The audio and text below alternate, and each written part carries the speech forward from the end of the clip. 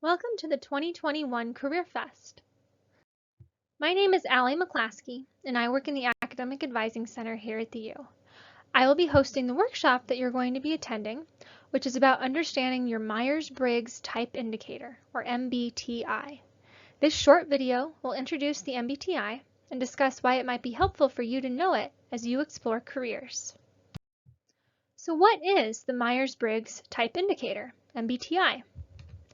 It is a useful and practical tool for achieving understanding of ourselves and our unique gifts, as well as an appreciation of others who are different from ourselves. It was developed by Isabel Briggs Myers and Catherine Briggs, Isabel's mother, over a 30-year period beginning in the 1940s. It implements the theories of Carl Jung, a major theoretician of normal, healthy adult human personalities. It identifies different styles of energy direction, perception, judgment, and lifestyle. There are no rights or wrongs with the MBTI. It's only concerned with useful and valuable differences in people, not with pathology, like assigning labels or diagnoses. The MBTI does not measure intelligence or ability. It just gives an idea of preference and natural inclination. Finally, though you will receive an official report of your type, you get to be the final judge of which personality type fits you best. Some facts about type. The MBTI reports a 4-letter personality type. And type is innate, meaning we are born with the type that the MBTI is going to tell us. Type can be influenced. For example, if you are having a bad or good day, or if you're trying to behave in a certain way. Type is not a box. You are more than your type.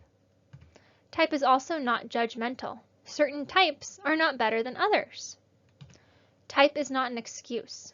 We all have the ability to behave in other ways than our MBTI type. Type does not explain everything. Humans are complex.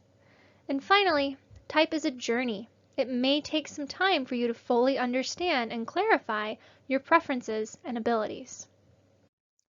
When it comes to determining your type, we use a few different pieces of information. The first is your self-estimated type. You will self-estimate your personality type as we go through our session. The second piece is your reported type, the personality type that appears on your official MBTI report. You will receive your official report near the end of our workshop. Once you have your self-estimated and reported types, you will compare the two to find your best fit or verified type. Now, the MBTI defines personality across 4 dichotomies or pairs of preferences, and we use letters to talk about each of these dichotomies. The first is extroversion and introversion, or E and I. It describes how you prefer to get or direct your energy. For example, are you energized by being around others or by reflecting quietly on your own? The second dichotomy is sensing and intuition, or S and N. We use an N to stand for intuition because the I was already taken for introversion. This preference pair describes how you prefer to perceive or get information. Are you really detail-oriented, or are you great at seeing the big picture? The third dichotomy is thinking and feeling, or T and F. This dichotomy describes how you process and the criteria that you need for making decisions. Do you pay attention to facts or to values when you need to decide about something? The final preference pair is judging and perceiving, or J and P. This pair describes your attitudes and orientations in dealing with the outside world, basically your approach to life. Do you prefer to be structured and scheduled? Or would you rather be open to opportunities and be flexible? We all have preferences for one item in each of the 4 pairs. When you do the math, this means that according to the MBTI, there are a total of 16 possible type combinations, or 16 personality types. We'll talk much more in depth about the dichotomies and our preferences in our session. For now, it might be helpful to think about the MBTI and how it might be good to know your type as you explore careers.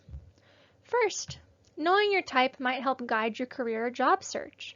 Perhaps you find you have a strong preference for judging, and you enjoy structure and schedules.